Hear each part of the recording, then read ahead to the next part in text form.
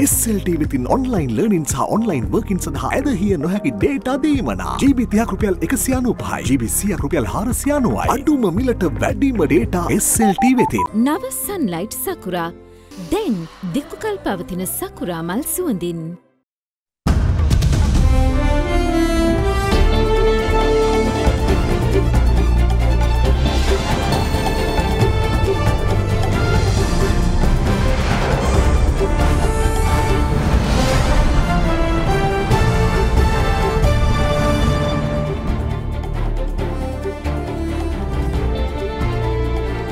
අයිබෝන් ඔබෙක්වන්නේ අද දින මධ්‍යහන ප්‍රධාන පුවත් විකාශයේ සමගින් ප්‍රථමයෙන් අප අවධානය යොමු කරන්නේ පුවත් ශීර්ෂ පාඨ වෙතට.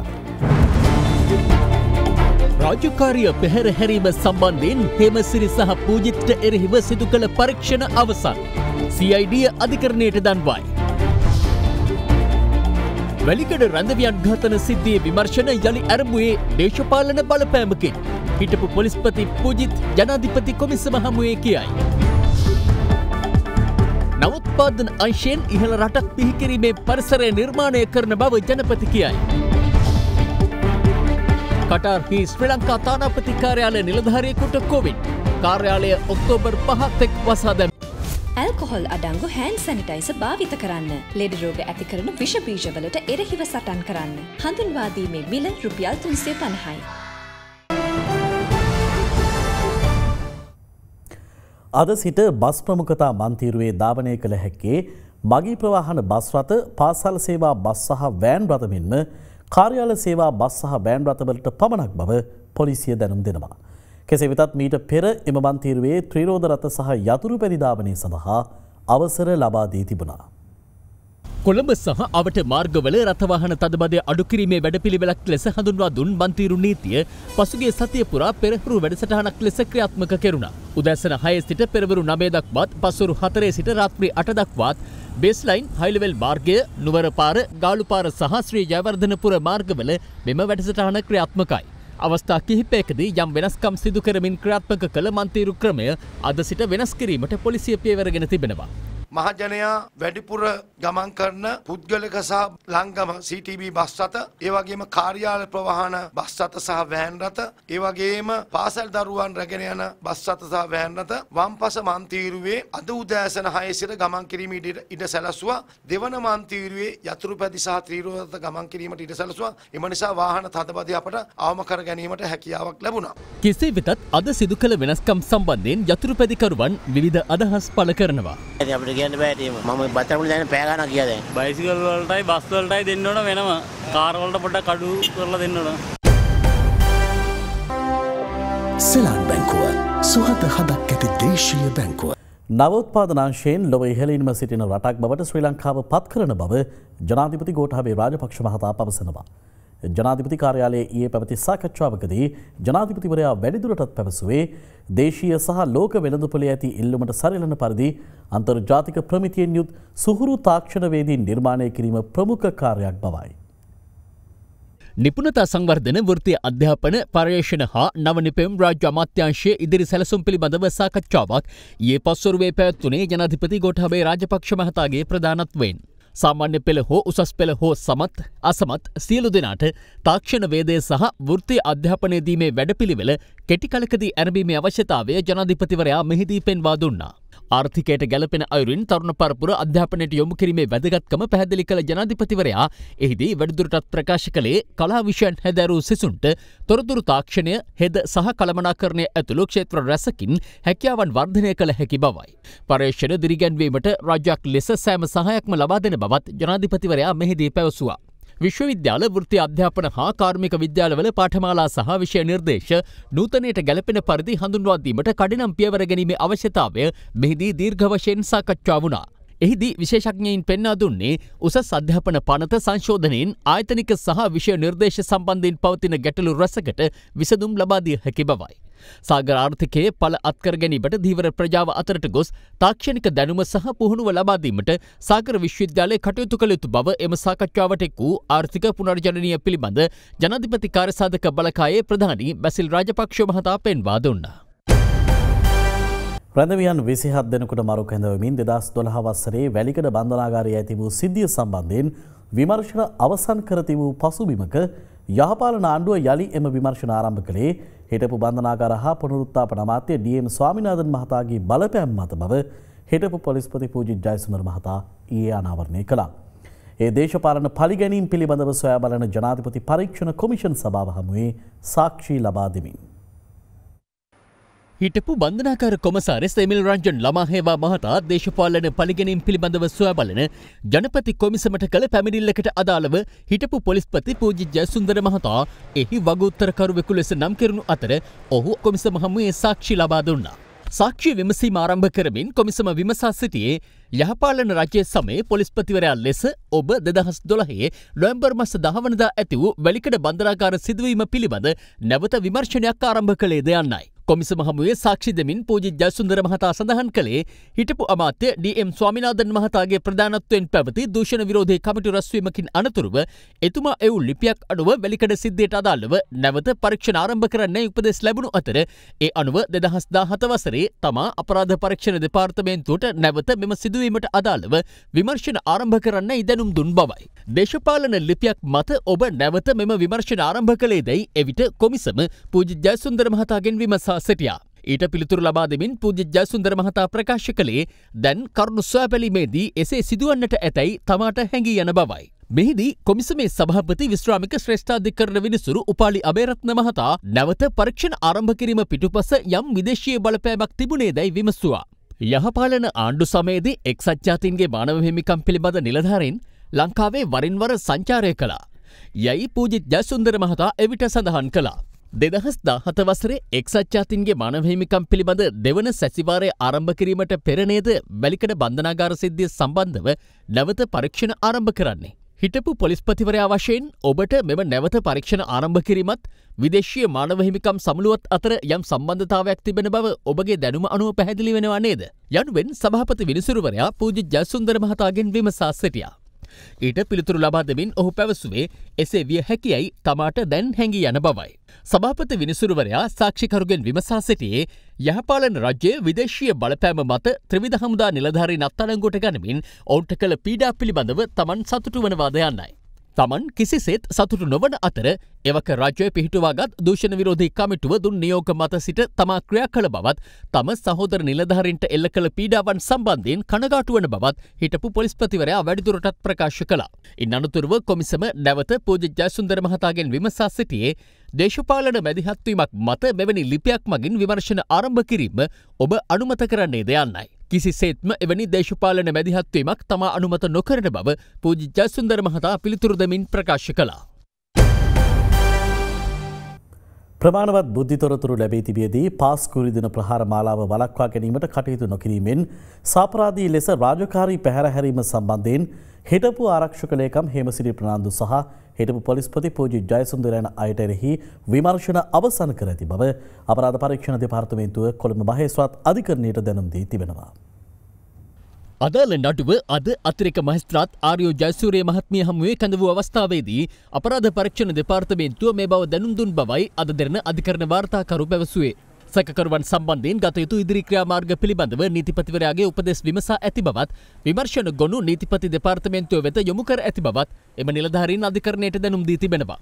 අනතුරුව පැමිණිල්ල නැවත මාර්තු මාස 14 වනදා කැඳවීමට නියම කළ අතිරේක මහේස්ත්‍රාත්වරිය එදිනට මෙම කටයුතුවල ප්‍රගතිය දැනුම් දෙන ලෙස අපරාධ පරීක්ෂණ දෙපාර්තමේන්තුවේ නිලධාරීන්ට දැනුම් දුන් බවයි අද දෙරණ අධිකරණ වාර්තාකරු සඳහන් කළේ. මේ අතර අමාත්‍ය කේලිය රමුක්කල්ල මහතා පාස්කු විරුද්ධ ත්‍රස්ත ප්‍රහාර මාලාව සම්බන්ධයෙන් විමර්ශනය කරන ජනාධිපති පරීක්ෂණ කොමිසමේ පොලිස් ඒකකයේ වෙත අද පැමිණියා. එම ඒකකයේ සිදු කළ කැඳවීමකට අනුවයි. මේ අතර හිටපු පොලිස්පති පූජිත් ජයසුන්දර මහතා අද දෙවන දිනටත් පාස්කු ඉරුදින ත්‍රස්ත ප්‍රහාර මාලාව සම්බන්ධයෙන් විමර්ශනය කරන ජනාධිපති පරීක්ෂණ කොමිසම හමුවේ සාක්ෂි ලබා දීම සඳහා පැමිණියා.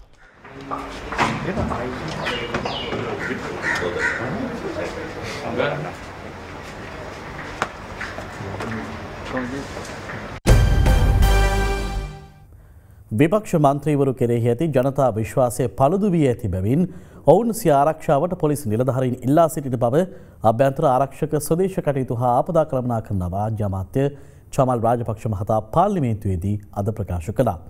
ඔහු මේ බව සඳහන් කළේ මන්ත්‍රීවරයෙකුගේ ආරක්ෂාවට සිටි පොලිස් නිලධාරීන් සිව් දෙනා දෙදෙනෙකු දක්වා අඩු කිරීම සම්බන්ධයෙන් පාර්ලිමේන්තු මන්ත්‍රී බුද්ධික පතිරණ මහතා වාචික පිළිතුරු අපේක්ෂාවෙන් යොමු කළ ප්‍රශ්නයකට පිළිතුරු ලබා දෙමින්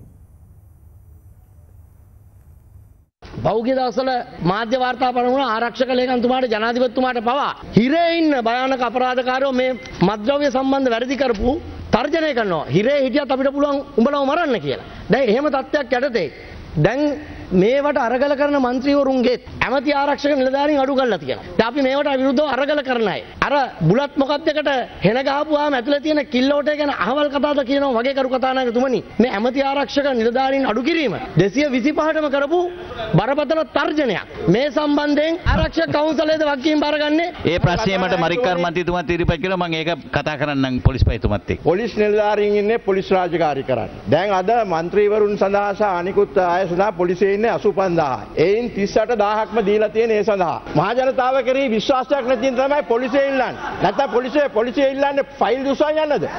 පොලිසිය උස් දෙන්න ෆයිල් උසා යලා බෑග් උසා යන්න. අපි ආරක්ෂාව දෙන්න. රටටම ආරක්ෂාව දෙනවා. മന്ത്രിවරුන්ට පවණක් නෙවෙයි මුළු රටේ සමස්ත ජනතාව. දැන් 4 දෙනෙක් දීපයක දෙන්නෙක් කරලා තියෙනවා. සමහර පොලිස් ඩිවිෂන්ස් වල කොට්ටාශවල පොලිස් රාජකාරී කරන්න පොලිසිය නිලධාරීන් නැහැ. දැන් මේක අවශ්‍ය වෙන්නේ තමුන්නාන්සලාට පොලිසිය නිලධාරීන් දෙන්නද? එහෙම නැත්නම් මහජනයාගේ ප්‍රදේශීය ආරක්ෂාව සඳහා යොදවන්න. එහෙනම් අපි අලුතෙන් බදවා ගන්නවා.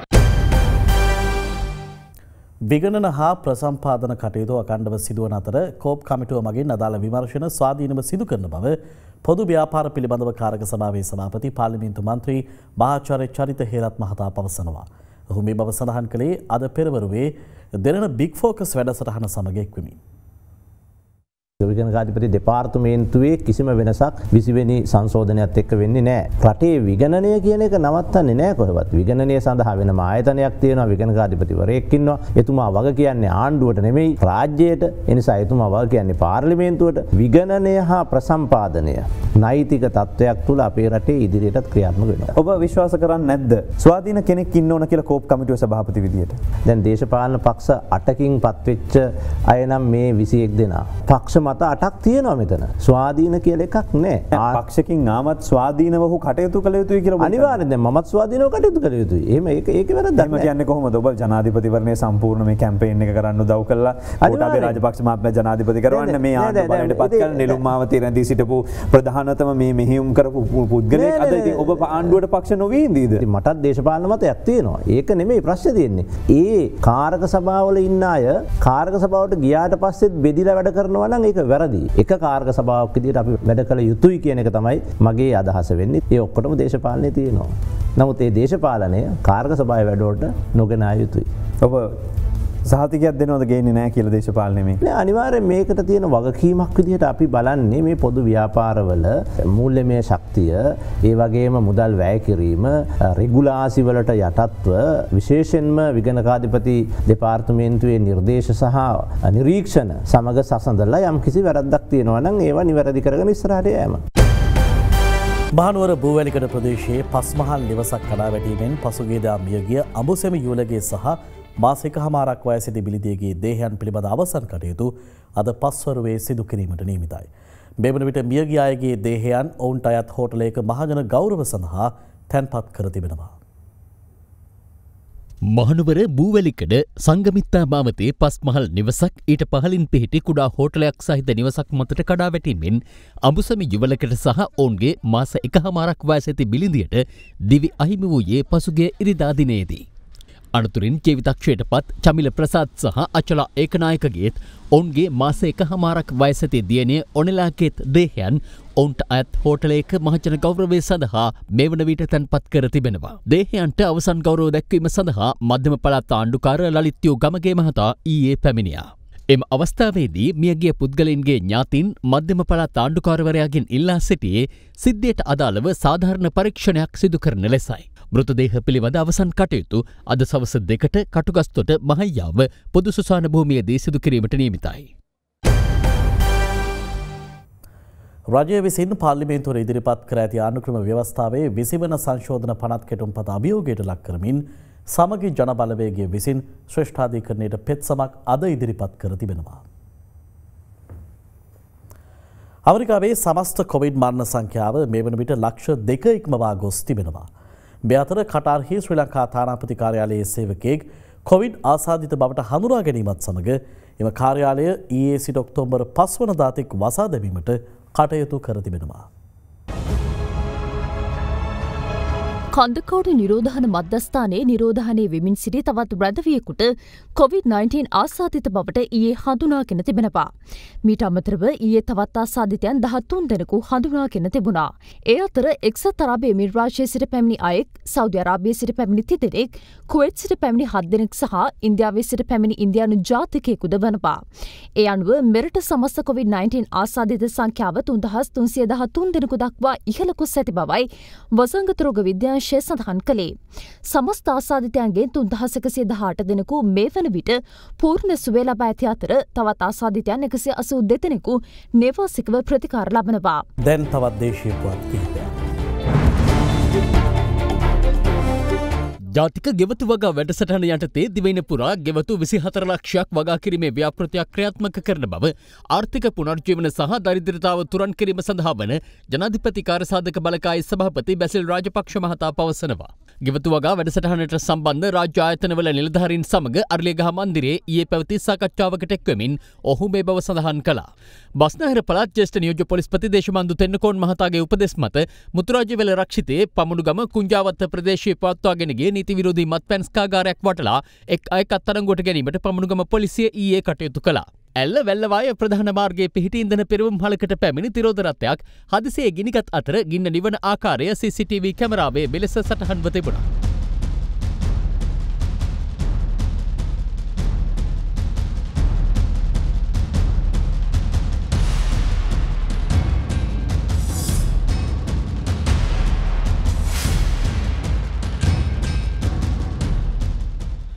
ජන අභිමානී අපනයන භෝග ප්‍රවර්ධන වැඩසටහන යටතේ ගොවින් සඳහා විශේෂිත අඹ පැළ බෙදා දීම අපනයන ප්‍රවර්ධන රාජ්‍ය අමාත්‍ය ජානක වක්කුඹර මහතාගේ ප්‍රධානත්වයෙන් ඇඹිලිපිටිය තුන්කම YSS ගම්මානයේ ගොවින් සඳහා ලබා දුන්නා.